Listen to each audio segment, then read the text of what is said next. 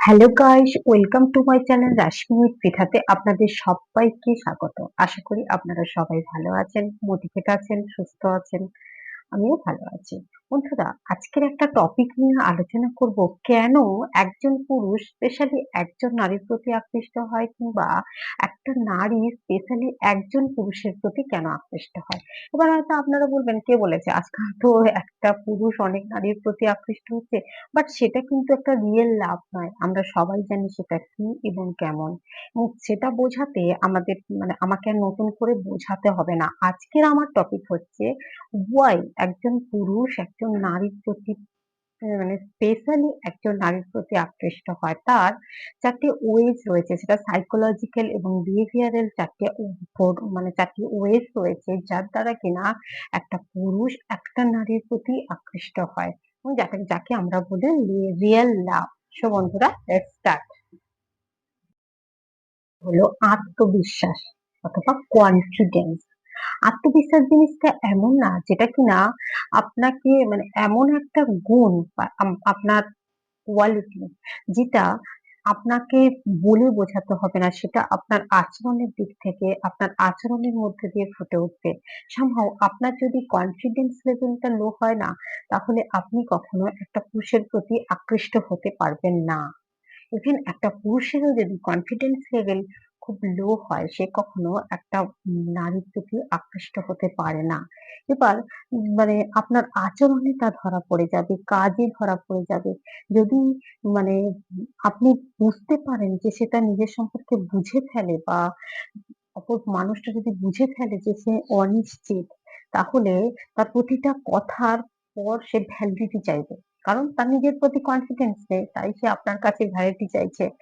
উম, সে তখন না আপনার প্রতি তার আকর্ষণ হারিয়ে যাবে, আকর্ষণ হারিয়ে ফেলবে। মানে একজন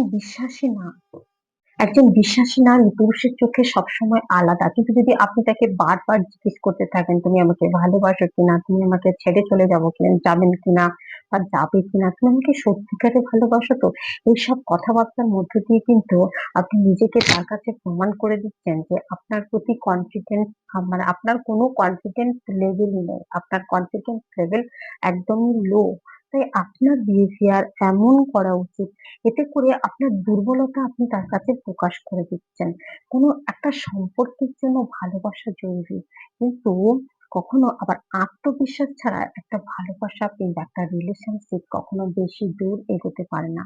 তাই রিলেশনশিপে একজন সুস্থ সফল রিলেশনশিপে ভালোবাসা কিংবা কনফিডেন্সটা ভীষণই জরুরি। আত্মবিশ্বাস কিংবা কনফিডেন্স ভীষণই জরুরি। নাম্বার টু ওয়েস হলো, space is most important, not emotion.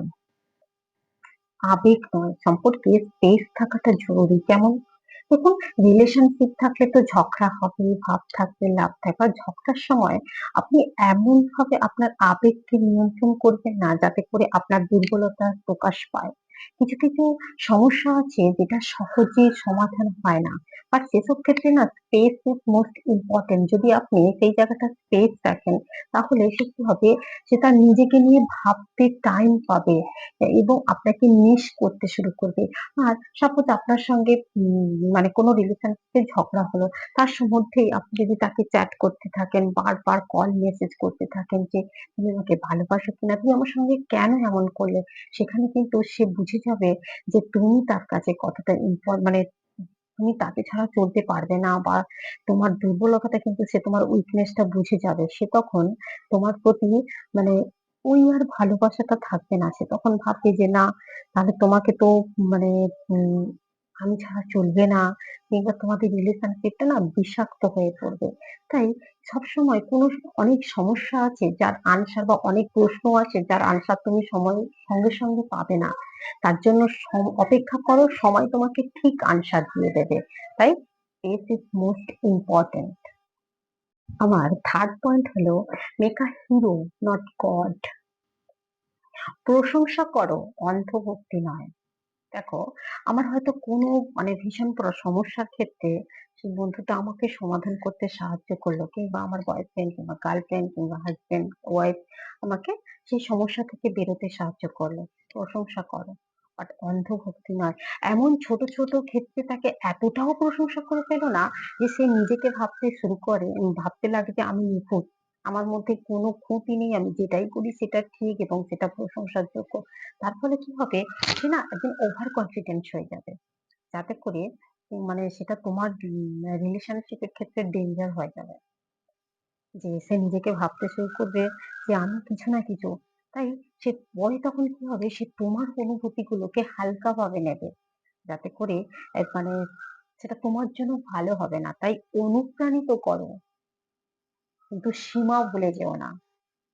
তাকে মানে ইন্সপায়ার করো। বাট নিজের সীমাটা মানে লিমিট ইউর ক্রস। এমনভাবেই তাকে প্রশংসা করো সে কখনো ভাবতে মানে এটা ভেবে না নেয় যে তার মধ্যে কোনো খুঁত নেই। he or she is the most perfect person in the world. And আমার লাস্ট ওয়ে হলো not just love but respect. ভালোবাসা এমন হবে মানে সবসময় তুমি তাকে অসম্মান করো না। এতটাও অসম্মান করো না সে নিজেকে নিয়ে মানে নিজেকে দুর্বল ভাবতে শুরু করে। ইভেন তারও উচিত তোমাকে রেসপেক্ট করা। সবসময় যখন তখন যেখানে সেখানে তাকে তুমি অসম্মান করছো। সেটা কিন্তু but it's a not good way. দেখো এমন একটা পুরুষ কিন্তু সবসময় ভালোবাসার চেয়ে ওর সম্মানটা রেসপেক্ট করে। দেখুন একটা মহিলাও দেখুন আমাদেরকে কেউ ভালোবাসো সেটা তো আমরা ভালোবাসি বাট কেউ আমাদেরকে যখন রেসপেক্ট করে কেউ একটা ভালো কথা বলে সেটাও কিন্তু আমরা চাই। Respect is the most important in the relationship, তাই না? তাই মানে এমন তাকে অপমান করো না বা ইনসাল্ট করো না সে ভেঙে পড়বে। কিন্তু একটা কথা মাথায় রাখবে আমাদের মানে আমাদের সোসাইটিতে আমরা মেয়েরা না খুব ইজিলি আমাদের ইমোশন গুলোকে বের করে দিতে পারি। ইজিলি আমাদের ইমোশন গুলোকে মানে কেঁদে ফেলি, কারো কাছে বলে ফেলতে পারি। বাট একটা পুরুষ না খুব সহজে তার ইমোশন গুলোকেও বের করতে পারে না। তার নিজের কষ্টগুলোকে না মনের মধ্যে চেপে রাখে। চেপে রাখতে, রাখতে কি হয়? সে না একসময় নিজেকে গুটিয়ে নেয়। তখন তোমাদের রিলেশনশিপটা না ভালোভাবে চলবে তখন তুমি চাইলেও না একটা টাইমে চাইলেও না তুমি মানুষটাকে কাছে পাবে না। আমি কয়েকদিন আগে লাগলো আমার ভিডিওটা, যদি আমার ভিডিওটা ভালো লাগে প্লিজ লাইক কমেন্ট সাবস্ক্রাইব করে আমার পাশে থাকবেন। দেখা হবে অন্য একটা ভিডিওতে। ততক্ষণ ভালো থাকবেন, সুস্থ থাকবেন এবং সবসময় মোটিভেট থাকুন। ধন্যবাদ।